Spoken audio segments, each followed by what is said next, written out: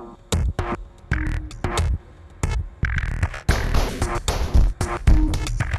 right, I'm Charlie Sutherland, and I'm going to explain why C is not dead. I am with Stuff Labs at the moment and have been working on a project called MuFact, which I was going to present tonight, but like with many of these startups, just 1 week shy of being able to show it off. So that's the way it goes.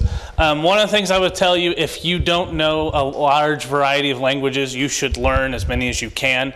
The pragmatic programmer really kind of tries to emphasize that this idea of different types of programming languages help you with different kinds of problems. You become a better programmer once you learn, you become better at every programming language with every additional programming language you learn. So learn Haskell, learn Smalltalk, learn Prolog, learn all of the different kinds of languages.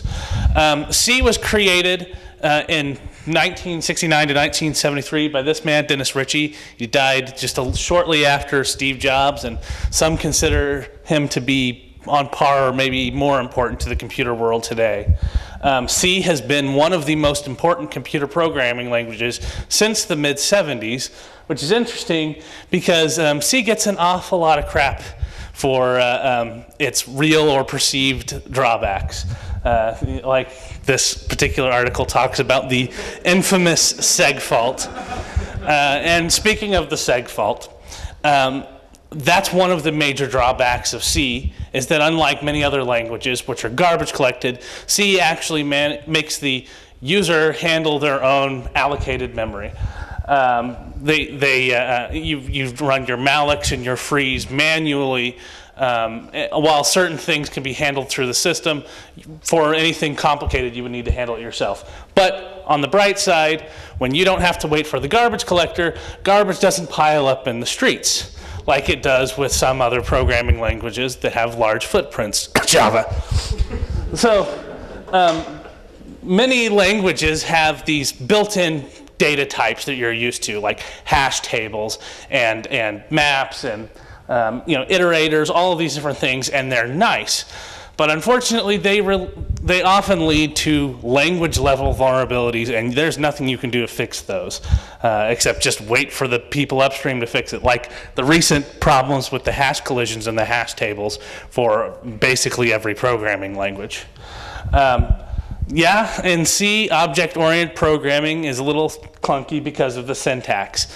It can be done, but as you see here, you basically have to pass the object itself as the first item to every possible function. But after all, as Joe Armstrong would suggest, that maybe you shouldn't be looking at object-oriented programming in the first place. It's got its perks, but it has a lot of drawbacks. Yes, one of the major problems with not having this object-oriented syntax is that it can really be painful to create GUIs in C. This is Win32 for you. But that's the thing. Who cares about what it looks like to make Win32 boxes? I mean, if you're doing that, you're using C#, and if you're doing anything else nowadays, you're probably doing it for the web. And C can generate markup just as good as any language can. Yeah, C does need to be compiled. Some people think that's a problem because maybe in the past it's perceived it takes a long time to compile. I think you'd be hard-pressed to find someone who thinks that nowadays, except maybe Microsoft. But here's the thing.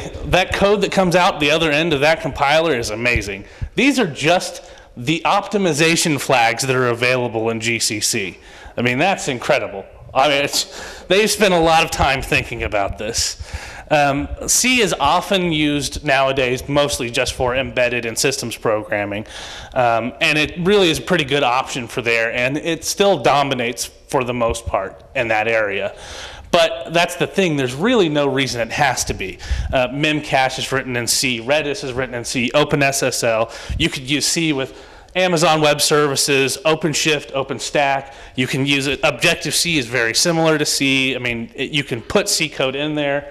And the thing is, in order to develop these things with C, you can use all of these tools which have been accumulated over the last 40 years. Huge amounts of documentation.